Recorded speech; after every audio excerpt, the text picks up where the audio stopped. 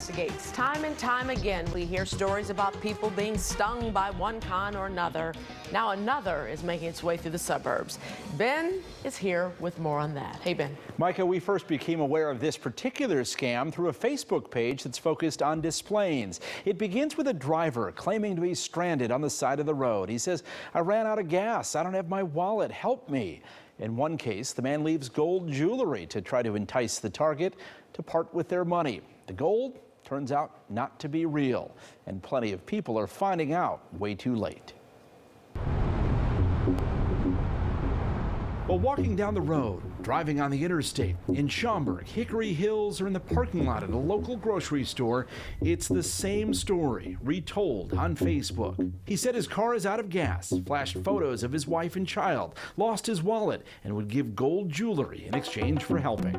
He leans in to see who's in the car, and he waves you in at the right moment. So he'll give you this gesture, and he'll wave you in. Raphael says he got stung last year by a man claiming to be a millionaire from Dubai.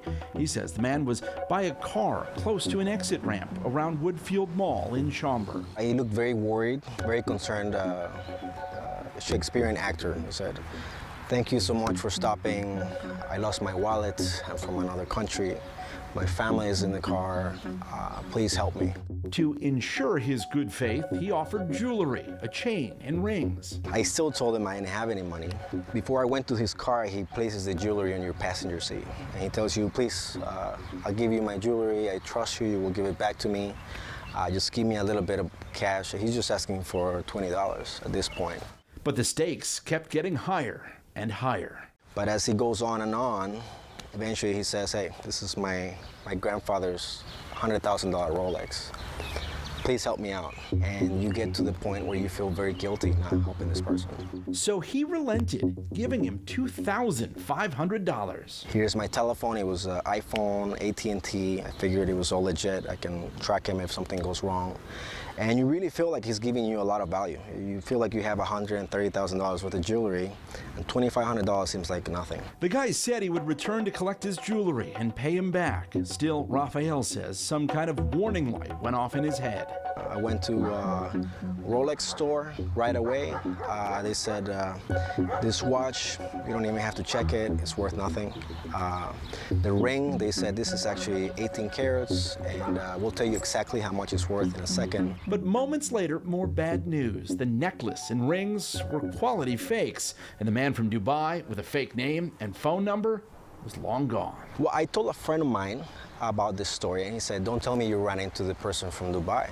I said, "Is this something that everybody knows and I don't know about?" It's like, "Yeah, he's been doing this all over 290. People have been tracking him on this Facebook group." That's where Yazan Al-Wakati said he saw the warnings on Facebook. Probably if I did not know about him, I would have helped him, actually. I would actually, gave him money. But I'm glad, I knew about him before this happened. He was shopping for groceries in Hickory Hills when he said he was approached by a man in an SUV with gold rings on his fingers and a chain on his wrist. He actually told me, "Hey, brother, where are you from?" And I told him, I'm from Jordan, Middle East. He was like, "Oh, good, I'm from Turkey." And then I was like, "Wait a second, I know you from somewhere." And this is when I pulled out the phone, but he took off and covered his face. Yazan says he posted his encounter right away and watched as the comments came in. I gave him money because he said his family is sick and he had his wife that looked sick in the car along with 3 kids. He offered me the jewelry on his neck, hands for money to get his family back to California.